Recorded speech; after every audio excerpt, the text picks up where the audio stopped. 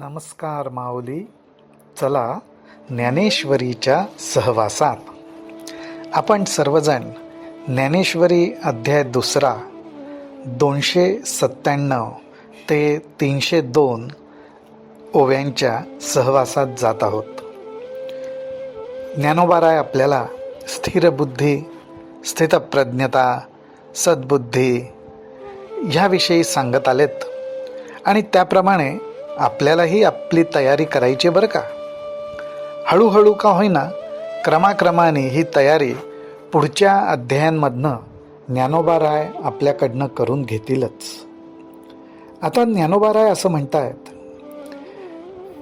की ज्या साधकाची अशी अवस्था झाली आहे की जो सर्वत्र सदा सरिसा परिपूर्ण चंद्रुका जैसा, अधमोत्तम प्रकाशा माझी न म्हणे. पौर्णिमेच्या पूर्ण चंद्राबद्दल ज्ञानोबाराय सांगतायत. कुठल्याही बाजूनी बघा, कुठूनही बघा, पौर्णिमेचा चंद्र हा सर्वत्र सर्व बाजूंनी सदा सरिसा सारखाच दिसतो, पूर्ण दिसतो. आणि हा पौर्णिमेचा चंद्र आपला प्रकाश देताना सर्व भूतमात्रांना, या सृष्टीवरच्या सर्व भूतमात्रांना, पशु पक्षी मनुष्य प्राणी सर्वांना हा प्रकाश देतो. आणि हा प्रकाश देताना एखादा मनुष्य प्राणी, एखादा प्राणी हा कमी योग्यतेचा आहे किंवा एखादा उत्तम आहे असा तो कोणामध्येही भेद करत नाही.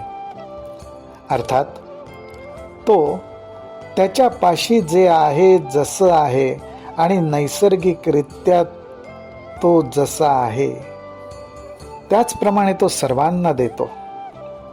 ऐसी अनवच्छिन्न समता भूतमात्री सदयता आणि पालटू नाही चित्ता कवणे वेळी.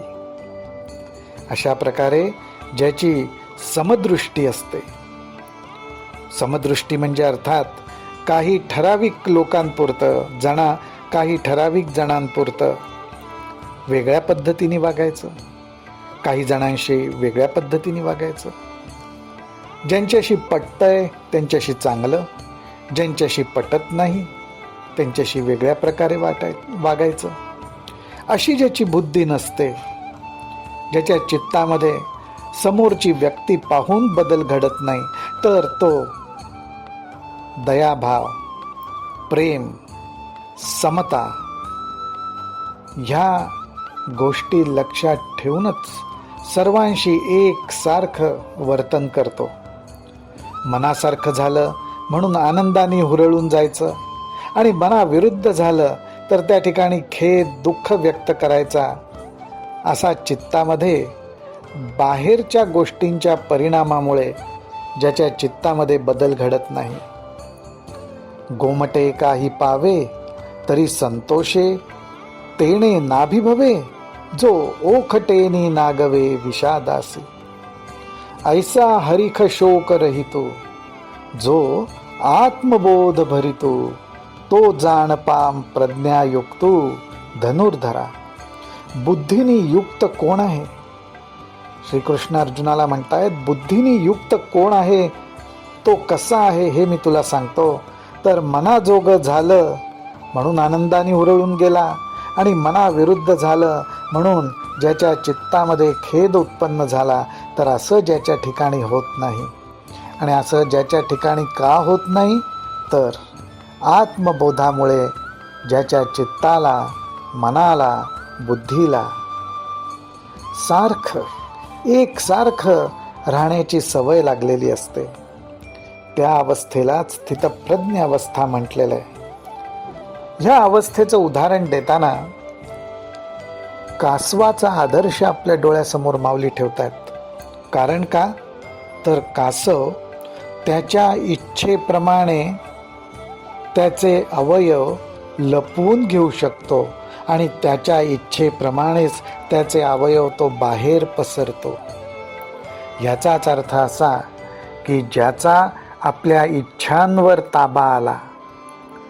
अहो, सामान्यपणे इच्छांचा ताबा आपल्यावर असतो आणि त्याप्रमाणे आपण, आपली इंद्रिय, आपलं मन, आपली बुद्धी नाचत असते.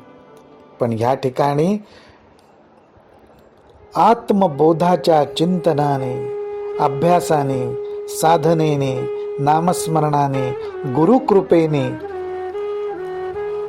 इच्छांवरती, इंद्रियांवरती आपला ताबा येतो आणि त्यांच्यामुळे आपलं नाचणं बंद होतं.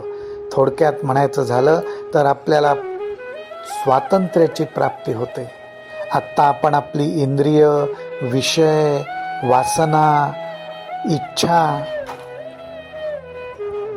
ह्या सर्व गोष्टींच्या ताब्यात आहोत. त्याच्याऐवजी आपल्याला आपलं खरं स्वरूप समजतं आणि आपल्या लक्षात येतं की खरं तर आपला ह्या सर्वांवरती ताबा राहू शकतो, नियंत्रण राहू शकतं, संयम राहू शकतो. आणि हेच तर आपल्याला शिकायचं आहे. हे आपण जसजसं शिकत जाऊ, आत्मबोधाचा स्पर्श आपल्या चित्ताला होत जाईल, आपल्या सर्वांचं जीवन सुखी, समाधानी, संयमित होत जाईल. आणि हीच तर ज्ञानोबारायांची इच्छा आहे. तेच मार्गदर्शन त्यांच्याकडनं आपल्याला मिळत राहावं, हीच त्यांच्या चरणी प्रार्थना. रामकृष्ण हरी, रामकृष्ण हरी, रामकृष्ण हरी.